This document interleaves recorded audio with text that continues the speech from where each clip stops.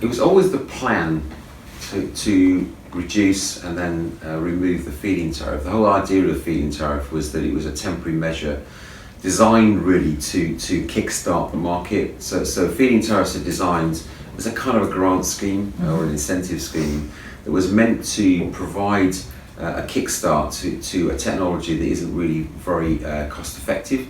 It's not therefore economically viable. So they introduced this to make it attractive. And as it becomes more attractive, you get more volume into the market, economies of scale bring the price down, and over that period of time you gradually start to reduce that support, which was supposed to happen over a period of time between 2010 and 2019. So in that sense, that was the right thing to do, and it did its job. And now the feed-in tariff has been taken away, rightly so, and the technology can stand on its own 2 feet. What they did do though is they took away the export element of it, which really is when you're generating energy on your roof, as it happens, from solar panels. If you export it out to somebody else to use, you're doing that now for free, and that's not really fair that you are not getting recompense for the energy you've produced.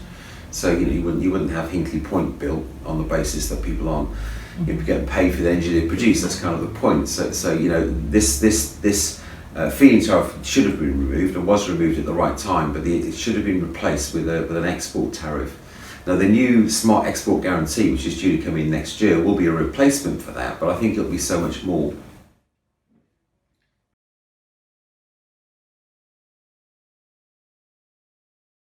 The original export tariff really was just part of the feed-in tariff. So the feed-in tariff in a sense had 3 elements. One was if you generate energy yourself and you use it, that's free energy. For every bit that you generated, you got paid a feed-in tariff, so a rate per kilowatt hour for everything you used. But thirdly, you got paid for everything you exported as well. So there's 3 elements to it really. Whereas now there's 2 elements. So one element is you get free electricity if you produce it. The feed-in tariff itself has gone away.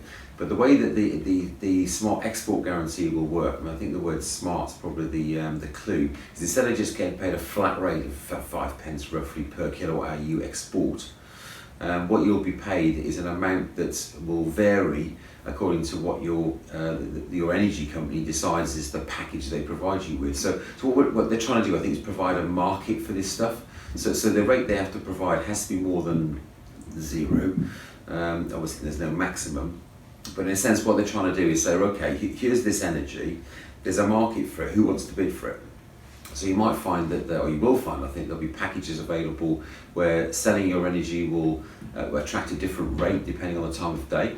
So energy is more valuable to the community energy companies at 6 o'clock at night, for example, and everybody's home from work, everybody wants to put the kettle on and cook their dinner. Than it is at say midday when everybody's at work or out, and more to the point, there's lots of solar being generated because it's the middle of the day. Similarly with 3 o'clock in the morning, not many people use energy at 3 o'clock in the morning, so energy at that point is less valuable than at 6 o'clock at night. So as a result of that, that's going to bring in lots of new technologies. So there's going to be obviously battery storage, so we can store it and sell it out when it's most advantageous.